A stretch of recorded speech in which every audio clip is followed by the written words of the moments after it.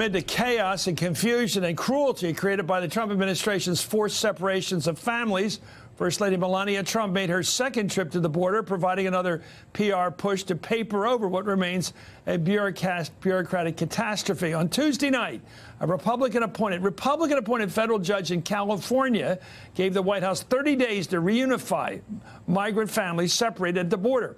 In the judge's ruling, he wrote, "The unfortunate reality is that under the present system, migrant children are not accounted for with the same efficiency and accuracy as property.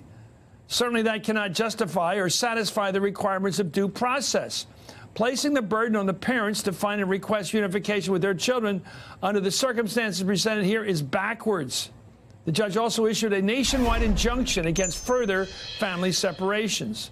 The Justice Department has not indicated if it will appeal the injunction against the judge. Anyway, in a Senate hearing, Health and Human Services Secretary Alex Azar, who is responsible for these children, struggled to say with any clarity how many had in fact been reunified.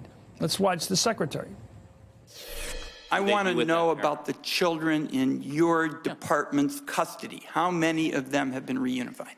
Well, that's exactly what I'm saying. They have been placed with a parent or other relative who's here in the United States. How many? Several hundred. Of the 2,300 plus that came into our care. How many? We only have 2047. For more, I'm talking about U.S. Congressman Adriano Espaillat, Democrat from New York City. Thank you, Congressman. Thank you so much. Tell me, you've been out there. You know what we don't know. What's it like on the ground with these kids? Well, I went to visit one of the centers where that's providing services for them, and they told me that there's 239 of them there, 100 of which have been placed with some relative. Now, these kids are coming with little notes attached with a safety pin. That's how they're getting them together with their relatives. The federal government is doing very little to reconnect these children back with their families. Now, I met with some of the fathers at the federal facility on Father's Day, and they told me how their children were being ripped away from them.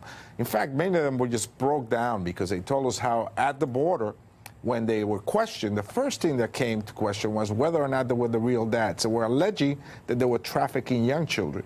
And so many of them, when they told the story, they broke down. So this is what's going on the ground. These children are not being helped by government. It is, in fact, the service providers that are doing much of the groundwork.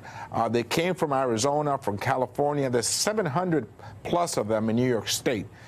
239 of them in my district, and I went to visit them. They're resilient kids, but I cannot guarantee you that they haven't been traumatized. And you're up on the border between Manhattan and the Bronx, right? That's correct, yes. Let me ask you about this talk about trafficking. What is that? Is that just a bogus claim? Who's saying there's been trafficking with these kids? Well, if one of the males, if a father is coming with their child, and very often a father is the one also that brings the children, because that's a very dangerous journey. Sure. So immediately, the allegation would be, is that your child?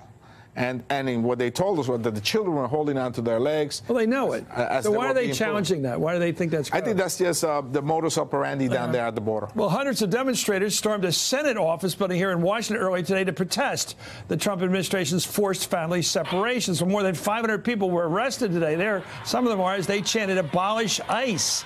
Many were wearing the same Mylar blankets that were distributed to migrant children at the border. Those are the things that look so like, you know, aluminum paper. Anyway, Congressman Pramila Jayapal is one of the people arrested. Let's watch. I just got arrested with a group of, I don't know exactly how many, but over 500 women, at least 500 women, who took over the center of the Hart Senate building, protesting the inhumane and cruel zero-tolerance policy of Donald Trump and this administration, the separation of families, the caging of children, the imprisonment of asylum seekers who just seek a better life. Now, Congress has an oversight role here. You have a judge who's enjoined them to get these kids home to their parents in 30 days. How can you pressure that? Well, first of all, that judge was very clear.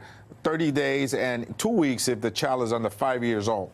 Okay. So clearly there's a present danger, clear and present danger for these children. As we should be holding hearings immediately on the situation of, with these children and how they've been ripped away from their families. There's just no way about it. I will continue to visit some of these sites. I'm going back again this week and see how the kids are doing. Your background is Dominican. That's correct. Congratulations. What a guy you are. Thank you. It's so impressive. Your whole life. And I'm not a shortstop. No, your whole life is so impressive. Thank you. there, I'm Chris Hayes from MSNBC. Thanks for watching MSNBC on YouTube. If you want to keep up to date with the videos we're putting out, you can click subscribe just below me or click over on this list to see lots of other great videos.